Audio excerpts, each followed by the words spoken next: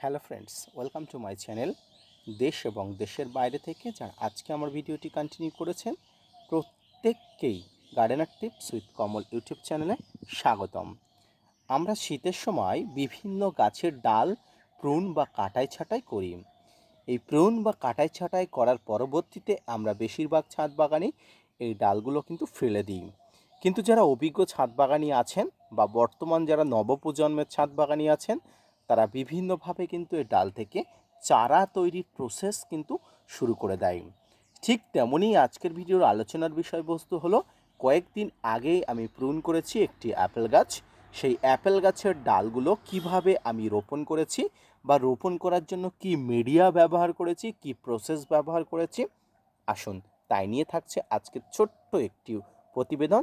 না স্কিপ করে কন্টিনিউ করুন।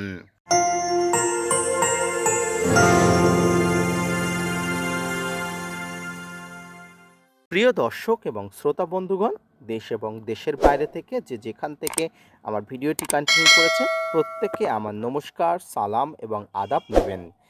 আপনারা দেখুন, ছাদ বাগানে এই সময় বিশেষ করে আপেল, আঙুর, এই সমস্ত গাছ বা লেবু জাতীয় গাছগুলোর ডালপালা আমরা কেটে ফেলি।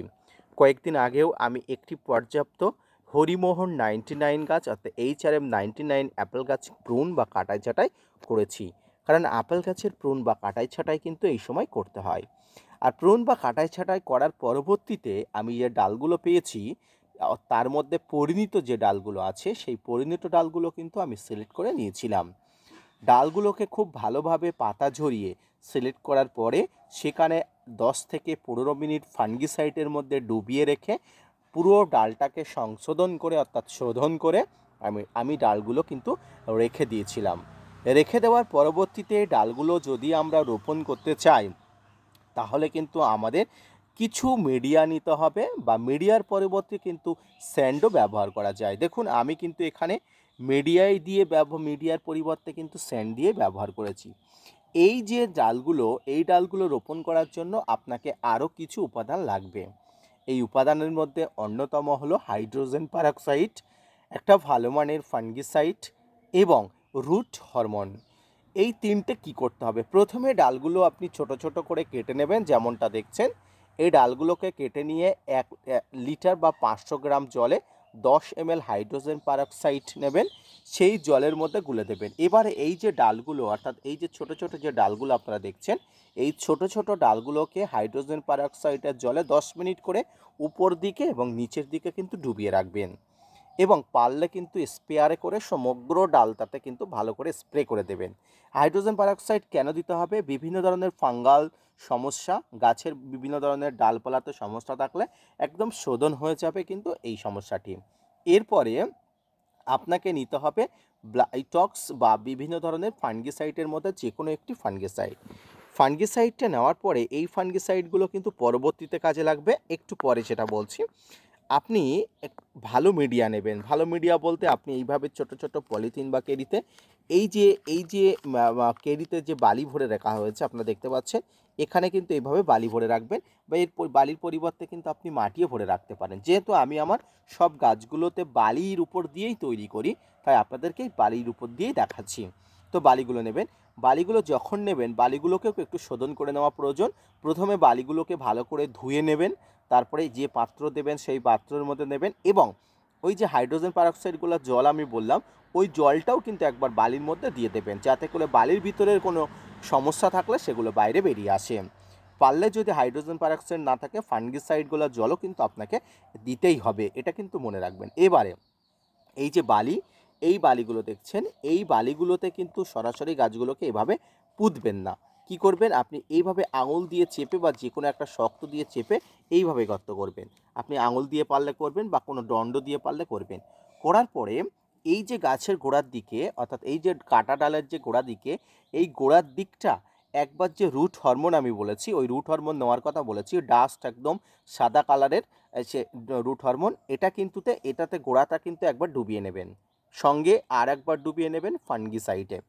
অর্থাৎ রুট হরমোন এবং ফাঙ্গিসাইডে একবার করে ডুবিয়ে নিয়ে এই যে গর্তটা আমি যেটা দেখালাম প্রতীকীভাবে, এই গর্তের মধ্যে কিন্তু বসিয়ে দিয়ে গোড়াটা কিন্তু খুব ভালো করে চেপে চেপে দিয়ে দেবেন। এভাবে সমগ্র ডালগুলো আপনাকে একটা একটা করে কিন্তু বসিয়ে নিতে হবে। যদিও আমি খুব অল্প পরিমাণ ডাল নিয়েছি পরীক্ষামূলকভাবে, দেখা যাক আগামীতে সফল হওয়া যায় কিনা। তো এইভাবে কিন্তু একদম গাছের গোড়াটা কিন্তু চেপে দিতে হবে এবং বালিতে বা স্যান্ডে আপনাকে কিন্তু বসিয়ে দিতে হবে। এবারে আপনি যে ফাঙ্গিসাইডটার নিয়েছেন, ফাঙ্গিসাইডটার ব্যবহার কিন্তু এবারে করতে হবে। হয় আপনাকে গাছের উপরে ফাঙ্গিসাইডের একটা স্প্রে দিতে হবে, না হলে ছোট্ট তুলি নিয়ে আপনার ছাদ বাগানে ফাঙ্গিসাইডের এই যে একটা প্রলেপ আপনাকে এই ডালের মাথায় মাথায় কিন্তু দিয়ে দিতে হবে। যদিও আমি ফাঙ্গিসাইডের একটা স্প্রে দেওয়া হয়েছিল বলে এখানে কিন্তু আর কোনো রকম প্রলেপ কিন্তু আমি দিইনি, কারণ স্প্রে কিন্তু আমি দিই এবং মাঝে মাঝে আপনাকে এই স্প্রেটা হালকা ডোজে কিন্তু করতে হবে। এবার বলি, এখানে কিন্তু জল আপনাকে মাঝে মাঝে দিতে হবে। এবার একটা কথা বলে রাখা উচিত, বালিতে একদিন জল দিলে অনেক দিন থাকে, তাই প্রতিদিন জল দেওয়ার দরকার নেই।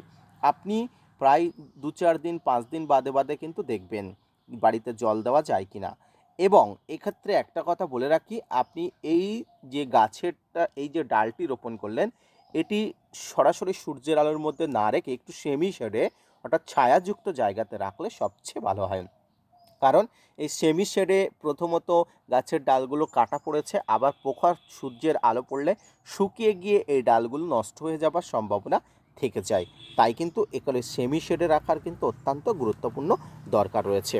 দর্শক শ্রোতা বন্ধুগণ, এই পদ্ধতিতে যদি আপনারা একটি পরিণত আপেল গাছের চারা ডাল কেটে চারা তৈরির প্রসেস শুরু করেন, তাহলে আমি বলবো গাছের ডাল থেকে চারা তৈরির প্রসেস 100% সফল হবে, যদি আপনি প্রসেসগুলো ঠিক করে রাখতে পারেন, উপকরণগুলো ঠিক করে দিতে পারেন এবং সঠিকভাবে দেখভাল করতে পারেন। তবে এক্ষেত্রে বলে রাখি, অতিরিক্ত জল কিন্তু গাছকে মেরে ফেলে শুকিয়ে দেওয়ার সম্ভাবনা বেশি হয়। আপনি যখনই জল দেবেন সামান্য জল দেবেন এবং জলে যদি হাইড্রোজেন পারঅক্সাইড এবং সবচেয়ে গুরুত্বপূর্ণ বিষয় হলো রুট হরমোন বা কাটিং এড যে পাউডারের কথা আমি মেনশন করলাম, যেটাকে ডুবিয়ে নিতে বললাম গাছের পিছন দিকটা, সেই গোলা জল কিন্তু আপনাকে মাঝে মাঝে দিতেই হবে। মনে রাখবেন, কাটিং এড পাউডার এক্ষেত্রে কিন্তু মাস্টারের ভূমিকা নেয় এখানে। তাই কাটিং এড পাউডার বা রুট হরমোন পাউডার কিন্তু আপনাকে প্রয়োগ করতেই হবে, এটা কিন্তু ম্যান্ডেটরি, মনে রাখবেন। যদি আপনি বাড়িতে খুব সহজে চারা করতে চান, তাহলে কিন্তু আপনাকে কিন্তু এই পদ্ধতিটা মেনে নিয়েই কিন্তু করতে হবে। দর্শক শ্রোতা বন্ধুগণ, ছোট বড় অভিজ্ঞ সমস্ত ছাদ বাগানীদের উদ্দেশ্যেই বলছি, আশা করি বুঝতে পেরেছেন, আশা করি বোঝাতে পেরেছি। কোনো রকম জটিলতা না করে খুব সরল স্বাভাবিক তত্ত্বের মাধ্যমে আমি বুঝিয়ে দিতে পেরেছি। আগামীতে আরও কিছু ডাল থেকে চারা, অর্থাৎ আগামীতে আমি আঙুর গাছের প্রুন সম্পর্কিত অনেক তথ্য দেব। সেই আঙুর গাছের চারা তৈরির প্রসেসও আমি অবশ্যই আপনাদের উদ্দেশ্যে খুব সাধারণভাবে বলবো, সরলীকরণের মাধ্যমে বলবো। আশা করি আজকের ভিডিওটি বুঝতে পেরেছেন। যদি বুঝতে পারেন তাহলে অবশ্যই gardener tips with Kamal YouTube চ্যানেলকে সাপোর্ট দিবেন, ভিডিওটি শেয়ার দেবেন এবং আপনার সেই বন্ধুর কাছে শেয়ার দেবেন যিনি এই ধরনের ভিডিওগুলো দেখতে অভ্যস্ত বা দেখতে চান। ধন্যবাদ।